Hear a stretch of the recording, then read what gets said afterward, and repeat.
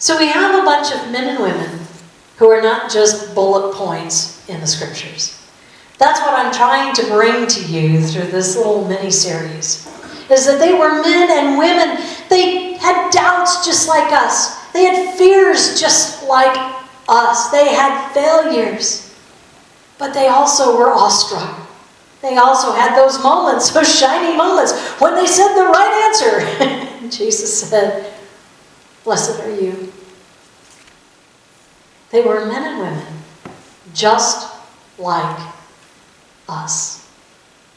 Jesus called every one of them to drop what they were doing and to follow him to spread the gospel message throughout all the world. And he is still calling the same thing to each and every one of us. He says, "You, yes you, follow me." My question to you is, what is your answer?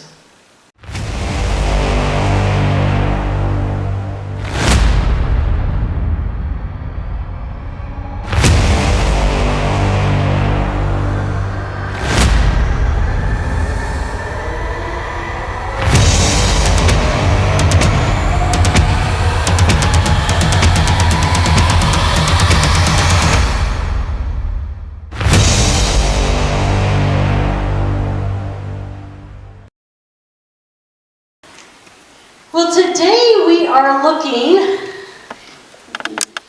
at 3 more disciples. Last week we looked at Philip, Andrew, and Peter. This week we're going to look at James, John, and Thomas. Next week we're going to do the other 6. But I wanted to pick these 3 out because there's a lot to these men. Now, James and John, as we read today, they were called the Sons of Thunder. I like doing the titles on this. The Sons of Thunder and the Devoted Doubter. I think that after we get done with today's message, you're going to feel definitely, probably in one of these categories. Well, James first, we're going to go there. He was the older brother of John. He was the son of Zebedee. We don't know a whole lot about James, other than he was kind of the big brother, I think, of the entire group, because Peter was more the same age as John. He was a fisherman by generational trade. See, back then in that culture, if whatever your father, your grandfather, your great-grandfather, all the way down was, that's what you were destined to be, unless something radical changed. So the whole family had been into the fishing business, and so that's what James found himself doing, was being a fisherman.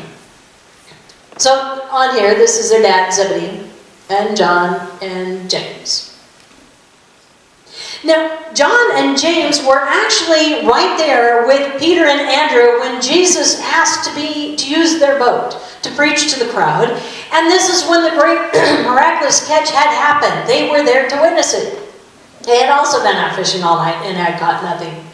So when Jesus tells them to throw their nets to the right side of the boat, and they catch so much fish that they can't haul it all in, it's James and John and Zebedee who come running over with the servants to help put all the fish in the boat.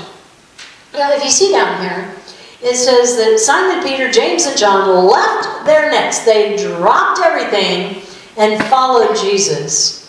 And we're going to find a little later in Matthew, it's Peter who says, he gets mad at Jesus. He says, "But we've left everything to follow you." We're going to circle back to that one. Now also in Matthew, it says, Jesus called him his disciples while they were with their father mending nets. Now, these nets are huge. They are big. You probably spend as much or more time mending the nets than you do actually fishing, because they were constantly getting torn, constantly getting snagged. It was patient, tedious work. Now, the parallel in the Gospel of Mark, it says that when they put all the fish into the boat, they left everything and followed Jesus. So what did that leave? All the fish to Zebedee and his other hired employees to have to take care of it. That's just a picture of when he said, "Cast your nets onto the right side of the boat." I just like the picture. So that was James. James saw it and he dropped everything. Now this is his little brother John. And while he was also there and saw all this, you have to realize in Zebedee, these two boys had grown up in the synagogue. They knew the Torah, they knew the teachings, they knew the words of God. They knew about the long-awaited Messiah, and that's what they had been waiting for, which I think is probably another reason why they were called sons of thunder, because they were very passionate about what they believed and what they were waiting for, and the Messiah was at the top of the list. So when they saw the miraculous sketch, but they heard his teachings before, they knew that this was the Messiah, the very thing that they'd studied and waited patiently. So it wasn't that big of a leap to drop everything and follow this man from Galilee. Now you have to realize that John is the one who wrote not only the Gospel of John, but he also wrote the 3 epistles of John, and he wrote Revelation. John's is a little different. If you've read the Gospels, Matthew, Mark, and Luke are very similar. But John is kind of its own breed of book. It is totally different. And there's a reason for that. Not that he's contradicting anything in the other books, but they'd already been said. He wanted to show the stuff that hadn't been said. The things that he thought were important, that he had witnessed, that he thought everyone should know. It's only in John that you get the account of the raising of Lazarus. There's only special healings that are found in John, the different miracles. The day with Mary Magdalene at the tomb. Some of the most precious things are only found in John. As I said, he had written the other books, and he was devout and faithful and willing to do whatever Jesus required of him to do. Whether he really wanted to or not, he was just that much of a devoted follower. Now, I want you to ponder this for just a moment. A lot of people will not even go so far as to read the book of Revelation because they're like, oh, I don't understand it and I just can't even go there. Imagine putting yourself in John's position and witnessing everything to write it. You talk about an earthly, mind-blowing experience. Besides everything on the spiritual realm and even what's yet to come, put yourself in John's place. If you were over 2,000 years ago and you were to sit right here on the corner of this street and write about what you saw, where would you even start? The houses, cars, airplanes, a space shuttle, the balloon that's been flying around, the animals. Where would the way we do farming? Think about that. 24-row planter. This stuff would be so mind-blowing, it would be hard enough, let alone what he experienced when he wrote the book. Now, as I said, the sons of thunder, in the Chosen, I like the slant they took, because we don't know. It's bullet points. In this particular one, we do know that they did go to Samaria, and Samaria was their arch enemies. It was not a place where you wanted to go, and they did not get along, and if they could, they would spit on each other. It was just nasty, this relationship back and forth. And Jesus takes the disciples there to show them that he has come for everybody, including the Samaritans. Now, in this particular episode, the Samaritans are all that nice. And James and John get mad and they start calling for God to rain down thunder and lightning on them. And that's how Jesus gives them the name. We don't know. All we know is it just gets thrown in there as a byline with no explanation. So there had to be some passion. There had to be some anger. There had to be some take charge in their personalities to call them the sons of thunder. Now in Matthew, it says, then the mother of Zebedee. We read the one from Mark, from John, where it says that just the boys came to him. But in Matthew, we see that it's actually Salome, James and John's mother, who comes to Jesus and says, bowing before him, she asked a favor. What do you want? He asked. And she responded, say to these two sons of mine sit one on your right hand and one on your left in your kingdom. Now, one may say that is very presumptuous. They're sitting right there with the other 10. How dare you elevate your sons over everyone else? But I think that might be a little misinterpretation of that. She knew that Jesus was the Messiah. And he had spent so much time talking about the kingdom of heaven and what would happen for those who followed him and those who had faith. I think maybe between these two gospels, when that was brought up, they were more saying, assure us that by following you, we are going to be in the kingdom of heaven and that we will be at your left and right hand. But Jesus takes this as a teaching moment. Just whatever the actual meaning from them was, he says, you don't know what you're asking. Can you drink from the cup that I drink? Can you be baptized from the baptism I have? He was constantly giving them tests, Do you have faith? Do you have faith? And they're like, yes, we can drink from your cup. We can be baptized. They did not realize what he was getting at. He wasn't talking about the virtual cup. He was talking about the death that he was going to have to experience and the rebirth. And then he says, it is not for me to grant, but only for my Father. Now it says that when the other 10 heard this, they were all upset. But Jesus uses this as a teaching moment. He says, we read this one. He says, right, the Gentiles lord it over each other. They elevate themselves. But you're not supposed to do that. You're supposed to be servants. He said, just like the Son of Man did not come to be served, but to serve. He was radically changing the tables. He was doing the unpredictable. The Messiah, who was supposed to come in glory, who was going to come as a military leader, who was going to free them, would be served as a king, not serve. And yet, that's exactly what Jesus said. Just as the humble one, he calls himself the humble one, didn't come to be served, but rather to serve, and to give his life to liberate my people. Now, for these devoted followers, James was the very first one to have to drink that cup. He tells them, you will drink the cup I drink from. Now, while he was the soonest one of the 12, it actually was 11 years after Jesus rose from the dead.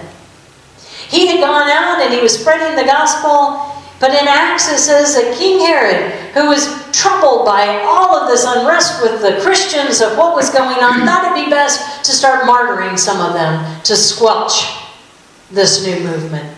And so he had James put to the sword. I can only imagine what the other 11 felt at that moment. They had heard about it.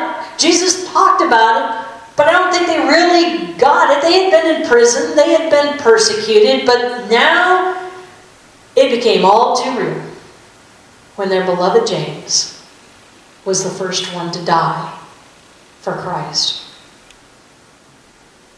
Now, John is the only apostle that we kind of know. There's speculation that there was another one who did not die, but that he died of old age. And we know that he was going to have that happen. At least he wasn't going to die before Mary did, because while Jesus was on the cross, he looks at John and he looks at his mom. This is part of that whole Goel thing, who's going to take care of his mom. He looks at John and he says, behold your mother. Meaning you are going to take her into your house and you are going to keep her as your own. You are going to be in place of me. And then he looks at his mom and he says, behold your son. I think probably the most heartfelt thing that somebody could have done for Christ right there was to take care of his mom.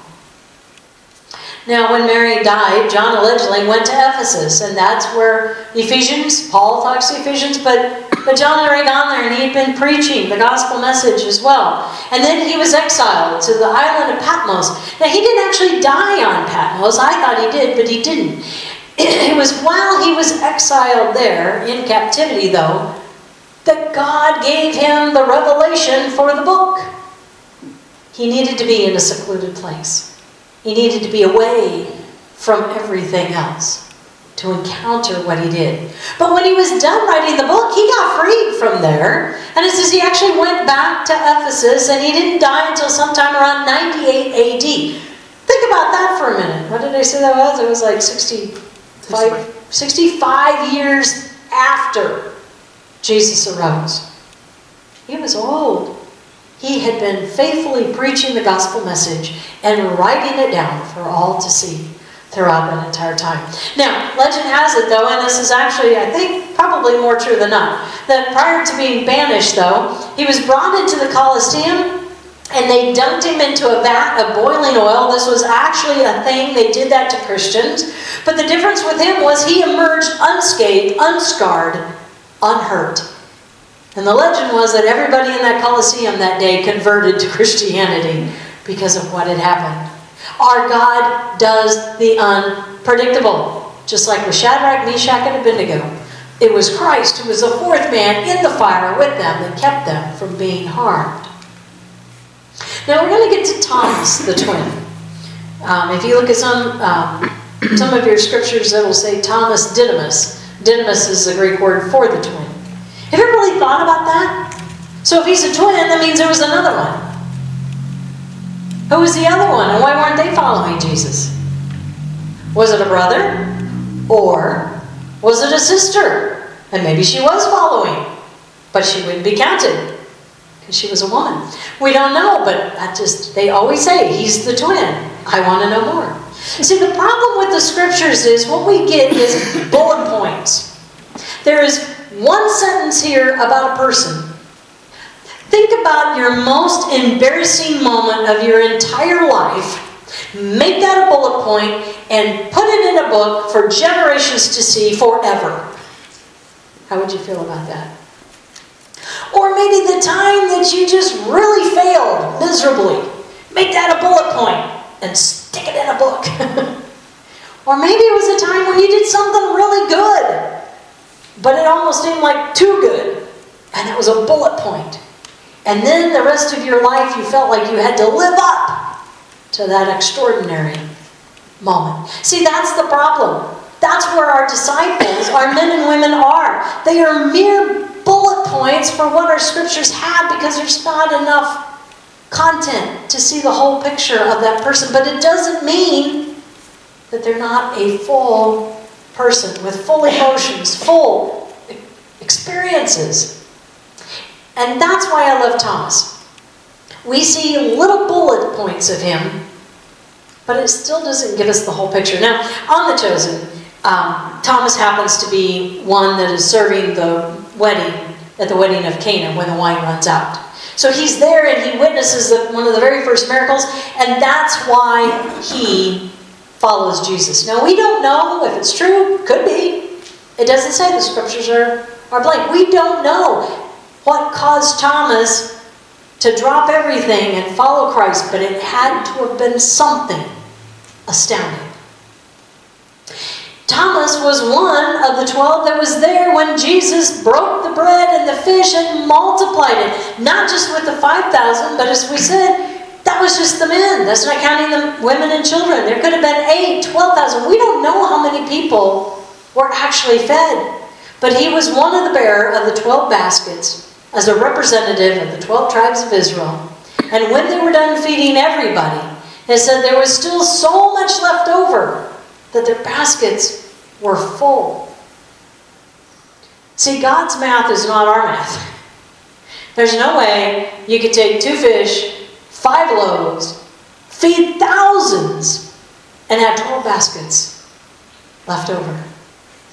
It was these astounding miracles that they kept seeing, kept witnessing. They kept building their faith, but also leading them through even more trials and more opportunities to build that faith. I put this one in here because I thought it was really neat. So with the Chosen, since they can do so much more than a lot of people, they get a chance to show the humanity side. So this is at a time when Jesus was healing, and little James and Thomas are back playing a game. And I can't think of the name of it. We actually have it. The kids play it. But it's where you've got the rocks and the little divots up. Mancala? And you skip.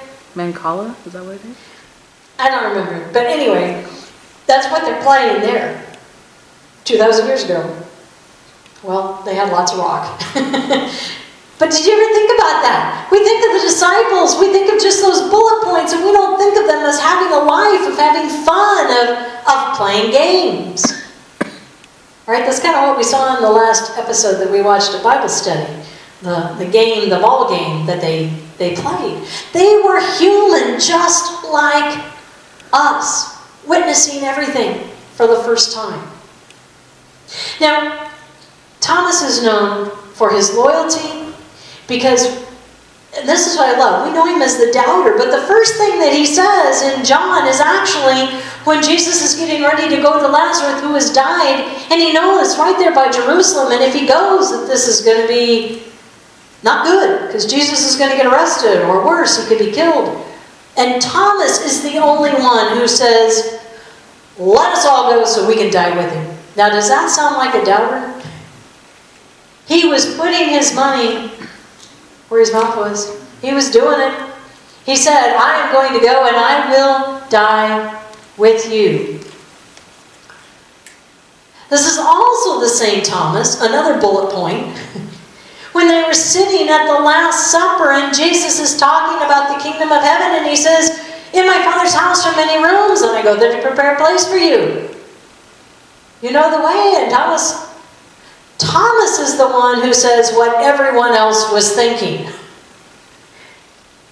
But how do we know the way? We don't even know where you're going. That seems odd when he's been talking about the kingdom of heaven the whole time. But he's talking about rooms. See, their earthly mind is having a hard time jumping between the heavenly realm and the earthly realm. And Jesus then goes in and says, I am the way, the truth, and the life. Nobody comes to the Father unless they come through me. And then he says, you know the way. I can't even imagine what that last night had to have been like as they sat around that Last Supper. As they were hearing those final teachings and trying to absorb everything that Jesus was saying. Now Thomas is also, and I feel so bad because he gets the title, the doubter. I think it's more, he was mad. We don't know why Thomas wasn't there with the other 10 when Jesus comes back. After he's arose, everybody's in that upper room except for Thomas. Maybe Thomas was full of grief and he had to go for a walk.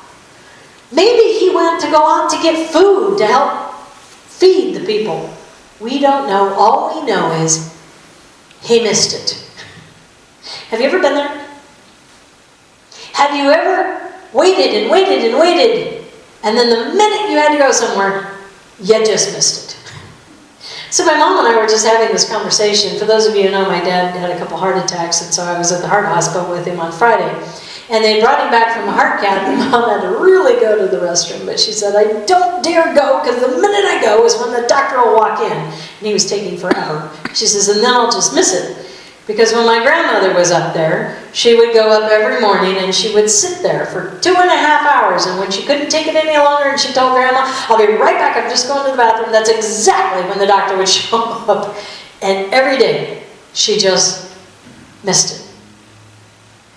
I don't think Thomas was doubting. He had heard all the accounts. He'd heard the accounts from Mary. He'd heard the accounts from the women. He heard the accounts from the guys. He was mad. He says, unless I can put my hands in the fingernails and unless I can put my hand in his side, I won't believe it. Now, this is the same guy who said, I will die for you. Does that sound like the same guy that goes, I won't believe it? We say things when we are upset. We say things in the heat of the moment. I have a hard time believing that Thomas was really a doubter. And Jesus doesn't even let him off the hook. He doesn't come later that day or the next day. No. It says 8 days went by. A whole week before Jesus shows up again. This time, Thomas is with him. And he says, peace be with you. And he goes right over to Thomas, because he knows he's been beating himself up. And he says, put your hands. Put your hand. Did Thomas need to? No, he didn't need to, because he didn't doubt. He immediately dropped and he said, my Lord and my God. But Jesus again uses this as another teaching opportunity. He said, blessed are you, because you've seen, you believe. But even more blessed are the ones who have not seen, and yet will believe. He was emboldening him because he knew that Thomas was going to be out and preaching that gospel message to all those who will never have had that opportunity to see Jesus after the ascension. Now, what we do know about Thomas is he went out and he spent almost his entire time in India preaching, building churches.